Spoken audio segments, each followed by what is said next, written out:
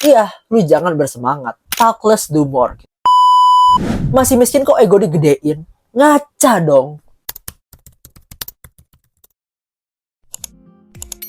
Halo guys, welcome back to my channel. Kenalin, nama gue Jeremy, seorang anak non-privilege yang ingin membantu orang dalam menjalani hidupnya untuk menjadi lebih baik. Gue sering live tips, life hack, dan juga productivity dari sudut pandang orang yang tidak berprivilege. Gue upload seminggu sekali, dan buat lu yang ingin support gue, boleh subscribe. Hari ini kita kembali di segmen BBB alias bahas buku bareng. Dan hari ini gue bakal ngebahas buku yang bernama Ego is the Enemy. Kenapa gue membahas buku ini? Karena gue banyak menemui, dan diri gue sendiri juga, terkadang kita tuh terlena dengan ego, padahal kita belum jadi apa-apa. Dan ego ini akan menjadi masalah kalau kita tidak dapat mengontrolnya. Dan banyak juga orang yang kasarnya tidak memiliki apa-apa tapi egonya tinggi. Dan itu salah satu yang bikin orang tuh gak bisa maju. Oke, let's get started.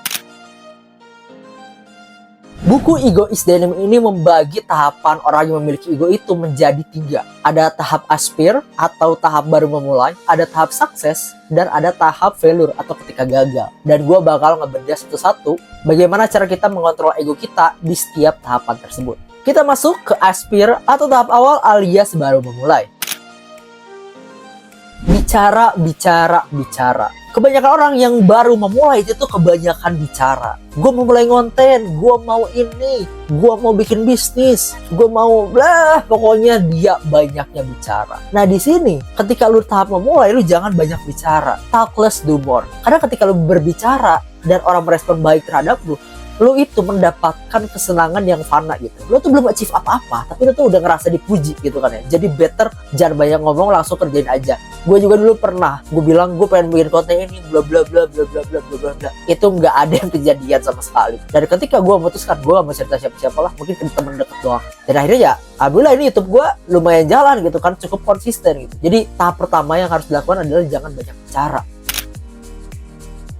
Yang kedua di tahap aspir adalah jangan bersemangat. Maksudnya gimana? Kok jangan bersemangat? Iya, lu jangan bersemangat. Karena semangat itu dinamis bro. Bisa jadi hari ini lu semangat banget, bisa jadi lu besok tuh lu males banget, gak mau ngerjain apa yang menjadi tujuan lu. Nah kalau hal yang lu lakukan based on semangat, itu tuh akan buruk untuk lu. Jadi lebih baik daripada semangat, lu sebaiknya jadi orang yang disiplin gitu. Karena kalau disiplin, mau lu lagi seneng, lagi bete, lagi apapun itu, lu akan tetap jalan. Daripada bersemangat, lebih baik disiplin. Karena bekerja itu, melakukan sesuatu itu tidak cukup hanya semangat gitu kan. Lu harus disiplin, harus teliti, segala macam.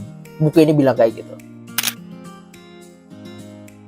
Yang ketiga di tahap aspir adalah menjadi murid. Oh ya iya dong, lu kan belum sukses, lu belum jadi apa-apa, lu baru mulai. Serap ilmu sebanyak-banyaknya, lu bisa nanya ke siapapun yang relatable sama tujuan lu, atau lu riset di Google, di YouTube, segala macem. Dengan cara itu lu akan tetap menjadi murid, lu tetap belajar, stay foolish, stay hungry.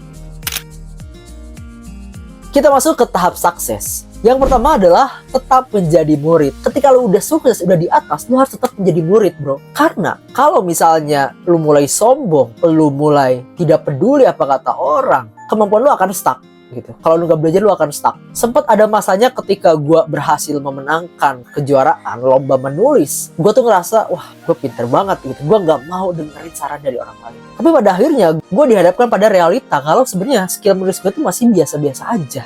Banyak di luar sana tuh yang lebih jago dari gue. Dan di situ gue mulai merasa kayaknya gue harus ketemu orang yang lebih jago dari gue agar gue bisa belajar lagi juga. Nah ketika lu udah ada di tahap berhasil akan sesuatu, lu harus bertemu dengan orang yang lebih hebat dari lu biar lu tetap mau belajar gitu. Yang kedua, hati-hati dengan penyakit saya. Maksudnya apa? Ketika lu udah sukses, buku itu bilang kalau misalnya dalam memutuskan apapun, lu tuh punya ego. Oh ini menurut gua, saya. Harus apapun tuh pusat dunia tuh lu gitu. Nah di sini jangan sampai kayak gini. Misalnya lu udah di tahap karir yang oke, ada bawahan lu yang misalnya punya potensi. Lu jangan menghalang-halangi dia karena lu berpikir lu orang paling hebat. Lu harus kasih kesempatan untuk orang lain. Dan dalam hal apapun, jangan egois dan jangan memikirkan diri sendiri aja gitu. Karena itu bakal jadi bumerang buat karir lu dan hidup lu. Gak ada orang yang suka orang sombong. Yang terakhir kita masuk ke tahap failure atau kegagalan. Dan poin penting dari tahap gagal ini adalah the effort is enough. Ketika lu ada di tahap ini, tahap gagal, lu jangan sekali-kali menyalahkan orang lain. Misalnya lu ikut lomba lari, lu nyalahin, oh ini aspalnya nggak rata, oh ini aspalnya gini, atau apa, nyalahin hal-hal teknis di luar kendali lu. Jangan gitu kan ya. Lebih baik lu introspeksi, the effort is enough. Menurut lu effort yang lu keluarkan udah cukup belum? Kalau belum, ya udah evaluasi, next time jadi be better aja. Kalau misalnya lu ngerasa udah maksimal, oh ya udah effortnya udah cukup. Cuma memang mungkin Tuhan belum memperkenankan lu aja ke tujuan lu itu. Intinya maksimalin aja effort yang lu keluarkan, sisanya let God do the rest. Betul, gue juga nemu salah satu tips dari salah satu YouTuber favorit gue ya, namanya Agus Leo Halim. Dan konten gue juga sebenarnya sedikit mengikuti dia ya. Hopefully gue bisa explore sih. Saran dari beliau adalah ketika lu masih di tahap merintis, di tahap awal, lu harus cari orang yang selevel sama lu. Misalnya lu mau bikin YouTube, lu mau jadi YouTuber, lu harus bertemu orang-orang yang baru mulai juga. Karena itu bakal nge-boost semangat lu dan sukses bareng-bareng. Tapi kalau misalnya lu ada di tahap sudah sukses, misalnya lu udah dapet 10.000 subscriber atau berapa yang lu rasa itu udah milestone yang cukup, lu harus cari orang yang di atas lu gitu. Karena kalau lu berkumpul dengan orang yang di bawah lu bakal makin sombong gitu. Tapi kalau ketemu orang yang di atas lu bakal ngerasa, oh gue belum jadi apa-apa gitu, karena ada orang yang lebih sukses dari gue gitu kan. Jadi cari orang di atas lu. Dan kalau lu ada di tahap failure atau gagal, lu lebih baik sharing pengalaman lu kepada orang-orang yang sedang merintis gitu. Karena dari sharing ini lu bakal mengevaluasi, orang pun bakal belajar dari lu, dan ini bakal bikin lu down to earth juga. Kita sepakat lah kalau kesombongan itu hal yang buruk lah. Kita bisa lihat Fir'aun, terus siapa gitu kan, banyak tokoh-tokoh yang digambarkan ketika sombong itu tuh menjerumuskan dia gitu kan. Jadi sebisa mungkin kita harus tetap rendah hati dan jangan sombong sama sekali.